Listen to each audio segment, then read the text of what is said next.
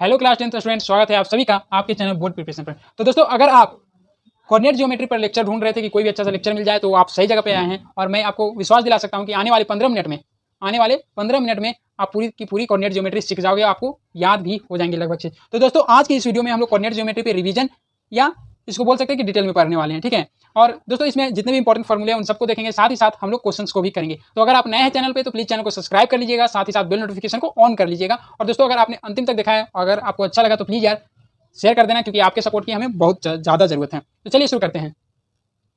तो दोस्तों, coordinate system में आपको दो एक्सिस मिलेगा फिलहाल तक। तो आपको दो एक्सिस पढ़ना है, एक एक्स एक्सिस रहेगा, दूसरा वाई एक्सिस रहेगा। ये दोनों मिलकर कार्टेशियन कोऑर्डिनेट सिस्टम का फॉर्मेशन करेगा, ठीक है। अब ये कोऑर्डिनेट सिस्टम में दो एक्सिस है दोस्तों, एक्स एक्सिस और वाई एक्सिस। एक्स एक्सिस को हम लोग बोलेंगे एब्सिसा और वाई को बोलेंगे हम लोग क्या, ऑर्डिनेट। दोस्तों, ये एक्स जो है वाई एक्सिस से दूरी है क्या। देखिए मैं लिख रहा हूँ, distance of point from Y axis. दोस्तों, अगर आप वाई एक्सिस से दूरी नाप रहे हो तो ये आपको क्या हो जाएगा, एब्सिसा। एंड अगर आप क्या दोस्तों, अगर आप पॉइंट की दूरी मेजर करते हो from X axis, then it will be ordinate, ठीक है।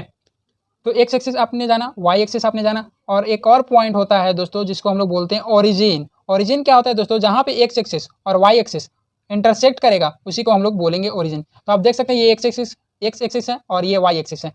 ये दोनों एक्सिस क्या होता है दोस्तों, X axis and Y axis are always perpendicular to each other. क्या है दोस्तों, एक्स एक्सिस और वाई एक्सिस आपका जो है हमेशा क्या होता है, एक दूसरे के परपेंडिकुलर होता है। हम लोग म्यूचुअली परपेंडिकुलर इसको बोलते हैं। और एक्स एक्सिस और वाई एक्सिस जहाँ पे इंटरसेक्ट करेगा, ठीक है, उस पॉइंट को हम लोग बोलते हैं ओरिजिन। ओरिजिन का कोऑर्डिनेट क्या होता है दोस्तों, 0,0। ये एक्स एक्सिस है, ये वाई एक्सिस। दोस्तों, एक्स एक्सिस पे वाई क्या होगा, 0, ठीक है। यहाँ पे क्या है, मान लीजिए ये अगर कोई पॉइंट है तो इसको कैसे लिखेंगे, x,0, क्योंकि यहाँ पर तो y है ही नहीं। y है क्या दोस्तों, y क्या है, तो distance from the x axis. तो ये तो एक्स एक्सिस पे ही लाई कर रहा है, तो y तो होगा नहीं। और दोस्तों, अगर जब आप y एक्सिस पे कोई पॉइंट लेते हो तो इसकी कोऑर्डिनेट क्या हो जाएगी, 0,y। यहाँ पर x 0 है, ठीक है। तो लिख लीजिए इसको, any point on X axis पे कोई भी पॉइंट क्या होगा दोस्तों, x,0, और any point on Y axis क्या होगा, 0,y, ठीक है। उम्मीद करता हूँ यहाँ तक आप सभी को समझ में आया होगा। कोऑर्डिनेट ऑफ ओरिजिन का कोऑर्डिनेट क्या है दोस्तों, 0,0, और एनी पॉइंट। और अगर एक्स एक्सिस भी है, वाई एक्सिस भी है, तो इसको किस तरह से रिप्रेजेंट करेंगे, x, y क्या रिप्रेजेंट करता है, एक पॉइंट। ये भी एक पॉइंट है, ये भी एक पॉइंट है, ये भी एक पॉइंट है, और x, y एक पॉइंट है, ठीक है। अगर x, y को रिप्रेजेंट करने बोल दिया जाए तो क्या होगा दोस्तों, ये y एक्सिस से दूरी x और ये x एक्सिस से दूरी y, इन दोनों को मिलाना है। तो जहाँ पे ये दोनों लाइन एक दूसरे को इंटरसेक्ट किया वो क्या हो जाएगा, x, y, ठीक है। अगेन ये x क्या है, एब्सिसा। तो ये मत भूलिएगा दोस्तों कि पहले हम लोग x को लिखते हैं और उसके बाद y को लिखते हैं, ऑर्डिनेट, ठीक है। तो चलिए दोस्तों, अब बात कर लेते हैं कोऑर्डिनेट ज्योमेट्री में हमें क्या पढ़ना है। तो कोऑर्डिनेट ज्योमेट्री में हमें पढ़ना है डिस्टेंस फार्मूला। क्या पढ़ना है, डिस्टेंस फार्मूला से दोस्तों हम लोग शुरुआत करते हैं, ठीक है। डिस्टेंस फार्मूला किस लिए यूज करेंगे हम लोग, तो किसी भी दो पॉइंट के बीच की अगर दूरी हमको निकालनी है तो डिस्टेंस फार्मूला का यूज करेंगे। सपोज दैट, मान लीजिए दोस्तों कि अगर एक पॉइंट ए दिया हुआ है जिसका कोऑर्डिनेट क्या है, x1, y1, और एक पॉइंट बी दिया हुआ है जिसका कोऑर्डिनेट क्या है, x2, y2, ठीक है। आपसे ए बी दूरी पूछी जा रही है कि ए और बी के बीच में दूरी कितनी है। तो ए बी दूरी कितनी होगी दोस्तों, √अंडर x2 - x1 का whole square plus y2 - y1 का होल स्क्वायर। ये आपका डिस्टेंस फार्मूला है, यही क्या आपका डिस्टेंस फार्मूला है। अगर कोई मेरा भोला भाला बच्चा है, प्यारा बच्चा है, वो कहे कि सर ये आया कैसे, हम नहीं मानेंगे इसको, कैसे आया बताइए। तो देखिए बच्चों, अगर ये आपका क्या है, एक्स एक्सिस और वाई एक्सिस, ठीक है, ये एक्स एक्सिस और ये वाई एक्सिस। मान लीजिए कि पॉइंट x1, y1 यहाँ पर लाई करता है, x1, y1, और point B somewhere, point B मान लीजिए यहाँ पर है, x2, y2। इन दोनों पॉइंट को मिला दिए तो एक लाइन बन गया है कि नहीं। तो दोस्तों, अगर यहाँ से हम एक वर्टिकल लाइन ड्रॉ करते हैं तो ये पॉइंट क्या होगा, ये एक्स एक्सिस पे ये पॉइंट क्या होगा, x1, 0। और यहाँ से इस तरह से लाइन ड्रॉ करते हैं तो ये पॉइंट क्या हो जाएगा, 0, y1। सिमिलरली दोस्तों यहाँ से एक वर्टिकल ड्रॉ करते हैं एक्स एक्सिस में, ये जो वर्टिकल ड्रॉ किए एक्स एक्सिस पे ये पॉइंट क्या होगा दोस्तों, x2, 0। और ये पॉइंट क्या हो जाएगा, अरे यार ये थोड़ा टेढ़ा हो गया, ठीक है, ये पॉइंट हो जाएगा आपका 0, y2। दोस्तों ये डिस्टेंस कितना होगा, x2 - x1 होगा, x2 - x1। और इसको और अंदर की ओर लाते हैं, ये परपेंडिकुलर है, होगा कि नहीं। ये पॉइंट आपका 0, y1 है, मतलब ये भी 0, y1 ही होगा। एक्स एक्सिस से दूरी देखो बराबर है तो 0, y1 ही होगा, ये 0, y1। और ये पॉइंट क्या है, x2, y2। तो दोस्तों अगर y एक्सिस पे ले रहे हैं तो ये 0, y2, तो ये y2 - y1 होगा दोस्तों। इसकी डिस्टेंस यहाँ से यहाँ तक की दूरी कितनी हो जाएगी, y2 - y1। तो जरा यहाँ से ट्रायंगल को बाहर निकालते हैं, ठीक है। कुछ इस तरह का ट्रायंगल आपको दिख रहा होगा यहाँ परपेंडिकुलर। ये दूरी कितनी है, x2 - x1। और ये दूरी कितनी है, तो y2 - y1 है कि नहीं। अरे मेरे बच्चों, अगर आपको पाइथागोरस थ्योरम याद होगा, मान लो ये पॉइंट ए बी सी, अगर पाइथागोरस थ्योरम याद होगा तो by Pythagoras theorem, Pythagoras theorem से क्या होता है, ये जो हाइपोटेनस है AC square is equal to क्या होता है, BC square plus AB square होता है कि नहीं। तो BC बराबर क्या है, y2 - y1 का स्क्वायर, BC बराबर y2 - y1 है, तो BC स्क्वायर बराबर क्या हो जाएगा, y2 - y1 का स्क्वायर। सिमिलरली दोस्तों AB बराबर क्या है, x2 - x1, तो x2 - x1 का होल स्क्वायर, ये AC स्क्वायर हो जाएगा। इस AC को अगर स्क्वायर से हटाएंगे तो उस साइड रूट जाएगा, AC is equal to square root of, एक काम करो इसको C मान लो और इसे B मान लो, ऐसे कोई फर्क नहीं पड़ेगा, आप जो भी मान लो, AB हो जाएगा, ये AB BC और यहाँ पर AC मान लो, ठीक है। तो इसको लिख सकते हैं किस तरह से, x2 - x1 का whole square plus y2 - y1 का होल स्क्वायर। तो ये क्या आ गया दोस्तों, distance between the 2 point that was A and B. ये क्या आ गया, डिस्टेंस बिटवीन द 2 पॉइंट। चलो जब डिस्टेंस फार्मूला ले आए तो इसका हम लोग क्या कर लेते हैं, यूज कर लेते हैं और एक क्वेश्चन को देख लेते हैं। सपोज दैट दोस्तों मान लीजिए आपका 2 पॉइंट दिया हुआ है, एक पॉइंट A 2, 3, एक पॉइंट B 4, 1। यहाँ से आपको distance between the A B आपको फाइंड आउट करना है, मतलब ए और बी के बीच की दूरी आपको निकालनी है। तो दोस्तों ए पॉइंट को मान लो आप x1, y1 है, और बी को मान लो आप x2, y2 है। डिस्टेंस फार्मूला क्या होता है दोस्तों, A B equal to root under x2 - x1 का whole square plus y2 - y1 का होल स्क्वायर। अब क्या करोगे, x2 की जगह कितना है 4 माइनस x1 की जगह पे कितना है 2 का होल स्क्वायर, y2 की जगह पे 1 और y1 की जगह पे 3 का होल स्क्वायर।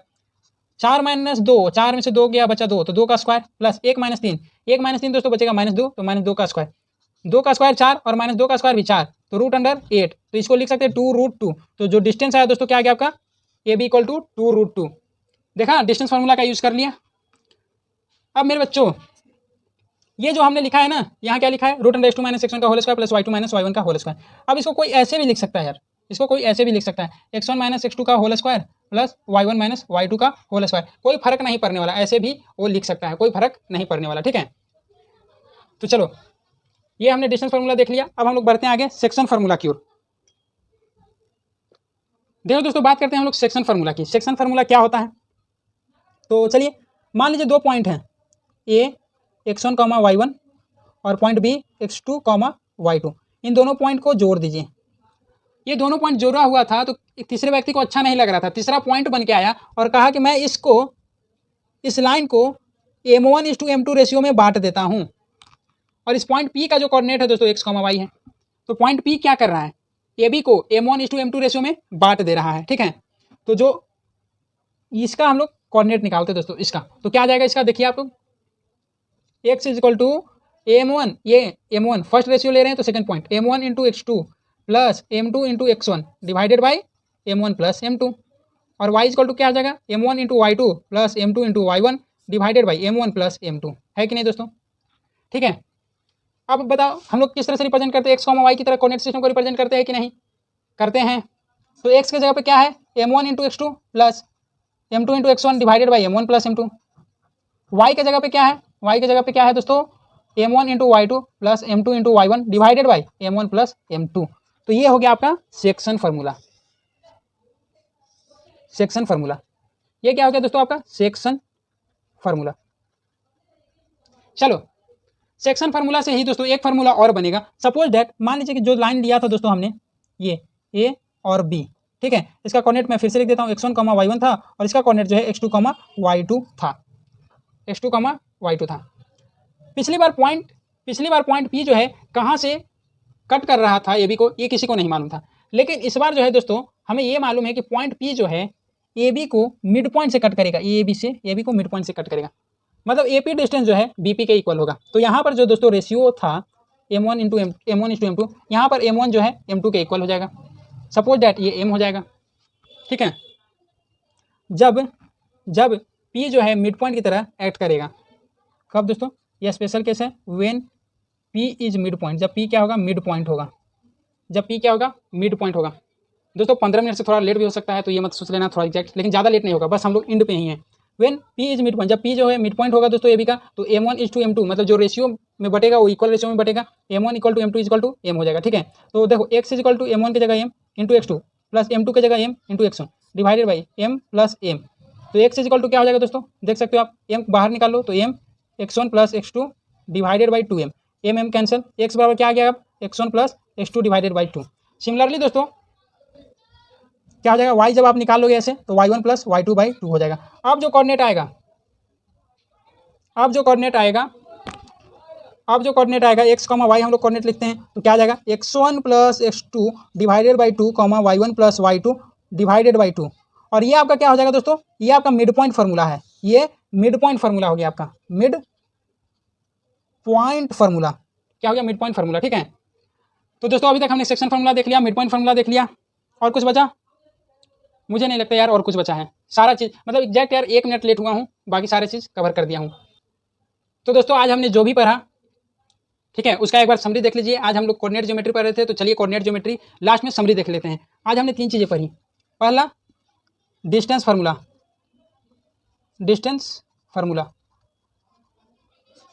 तो डिस्टेंस फार्मूला क्या था आपका दोस्तों, अगर पॉइंट ए है x1 y1 and point B है आपका x2 y2, तो ए पॉइंट ए बी की दूरी क्या होगी, पॉइंट ए और बी के बीच में की दूरी क्या होगी, root under x2 minus x1 का whole square plus y2 minus y1 का होल स्क्वायर। उम्मीद करता हूँ आप लोग सभी लोग समझ गए होंगे। फिर इसके बाद हमने पढ़ा सेक्शन फार्मूला, दूसरा सेक्शन फार्मूला में क्या था, when point P is dividing A B in m1 is to m2 ratio. मतलब पहले से जो पॉइंट ए था, देखो ए का कोऑर्डिनेट ऊपर लिख रखा हूँ, ठीक है, ये पॉइंट ए और ये point B, A B line है, पॉइंट P जो है ए बी को डिवाइड कर रहा था m1 और m2 रेशियो में। तो पॉइंट P का कोऑर्डिनेट मतलब क्या था, x, y, और ये इक्वल था किसके, m1 into x2 plus m2 into x1 divided by m1 plus m2, और m1 plus y2 plus m1 into y2 plus m2 into y1 divided by m1 plus m2, है कि नहीं। Mid point formula में क्या था दोस्तों, जब mid point जो है जब एक पॉइंट P जो है डिवाइड करता है, डिवाइड ए बी, जब पॉइंट P जो है ए बी को डिवाइड करेगा इन इक्वल रेशियो में, डैट इज m1 जो होगा m2 के इक्वल होगा, ठीक है, मान लीजिए m के इक्वल है। यहाँ पर जो लाइन था दोस्तों आपको ए बी एकदम पॉइंट P जो है मिड पॉइंट से डिवाइड करेगा, तो पॉइंट P का कोऑर्डिनेट क्या होगा, यहाँ पे x, y के इक्वल तो होता ही है, तो x की वैल्यू क्या होगी, x1 plus x2 divided by 2, y1 plus y2 divided by 2। तो दोस्तों आज हमने कोऑर्डिनेट ज्योमेट्री पर है और जो भी इंपॉर्टेंट चीज़ें थी वो सब इस वीडियो में कवर किया है, ठीक है। इस वीडियो में मेनली हमने कवर कर लिया, क्या जितना फार्मूला था हमारा वो कवर कर लिया, एक क्वेश्चन ही देख पाया इस वीडियो में, ठीक है। कोई नहीं, अगला वीडियो जो है जरूर देखिएगा आप सभी लोग, क्योंकि अगले वीडियो में हम लोग वैसे क्वेश्चंस करेंगे जो कि एग्जाम में पूछा जा सकता है, जो कि डायरेक्टली फार्मूला पे नहीं होता है, जैसे condition for a square, condition for collinearity, condition for a triangle, इन सब चीज़ों को देखेंगे हम लोग अगले वीडियो में। तब तक के लिए यार प्लीज़ चैनल को सब्सक्राइब कर लेना, साथ ही साथ बेल नोटिफिकेशन को जरूर ऑन कर लेना, ताकि हमारा नोटिफिकेशन जो है वो आप तक पहुंचे। अगर आप बेल नोटिफिकेशन ऑन नहीं करते तो यार फिर वो चैनल अनसब्सक्राइब की तरह ही हो जाता है, ठीक है, आप तक नोटिफिकेशन नहीं पहुंचेगा। तो प्लीज़ सब्सक्राइब कर लेना, नोटिफिकेशन ऑन कर लेना, और अगर वीडियो अच्छा लगा हो तो प्लीज़ यार इसको शेयर कर दो दोस्तों में, ठीक है, और उनको भी सब्सक्राइब करने बोलो। चलो टाटा bye bye, best of luck.